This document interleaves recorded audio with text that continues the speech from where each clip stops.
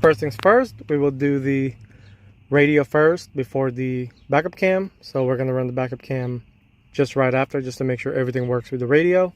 So I'll go ahead and give you a quick instructions on how to take it off, swap it out, and test it all out. First step would be to take off this little cover right here. It will be right there.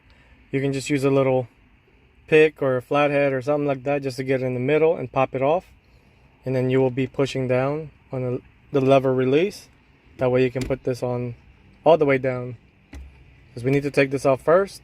So go ahead and do that, and then we'll move on to the next step. To get this part off, you can use a panel popper. It's only held by clips right there, so there's no screws yet. So go ahead and take this off, and then we'll move on to take this cover off. Inside here, there's going to be 3 screws. Let me turn on the light, see if it'll show. 3 Phillips head, one in the middle, and also one in the side. And then go ahead and pop that off as well once you get all that off. This one's missing the bracket right here. You can still put the screw on, but there's no physical plastic piece. This is the same deal once you get it out. Also held by clips. So just slowly pry it to your way. Start with this side. Make sure you don't push too much to where this part breaks, because that's the only thing that holds it back in there. To get the full radio out, there'll be a 10mm right here, and also another one on the side, and this should just pull out like the rest of the things you just took off. It should have a clip right here and right here. So now that the bottom part is loose, go ahead and start slowly prying it off. So this is what it looks like when everything is off. This is the only wiring that you should see. This takes the TOYT1 from Access, if I recall. I will double check that as well. But yeah, this thing stays in place, and this is the only thing you should see afterwards. Since I'm doing a rear view backup camera as well, I pretty much ran the backup camera signal, RCA, and the power lead along with the microphone connection. So I ran it on the side. This thing is going to come off regardless, since I'm doing alarm remote start on this one. So pretty much run it on the side right here. There'll be a gap, so just kind of squeeze it in, and I went ahead and zip tied it to the harness right here.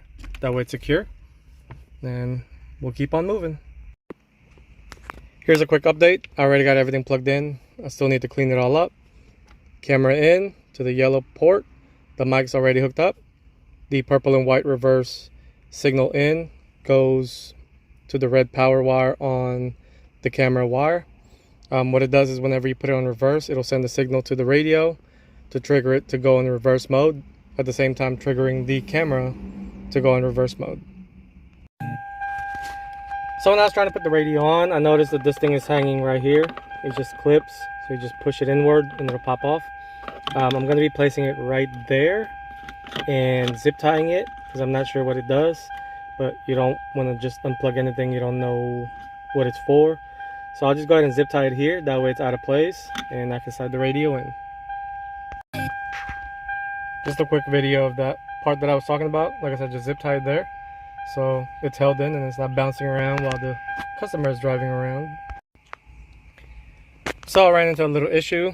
There was a bar that's going straight across where this thing was held onto. I ended up taking that off, cutting it off as it was hitting the radio itself.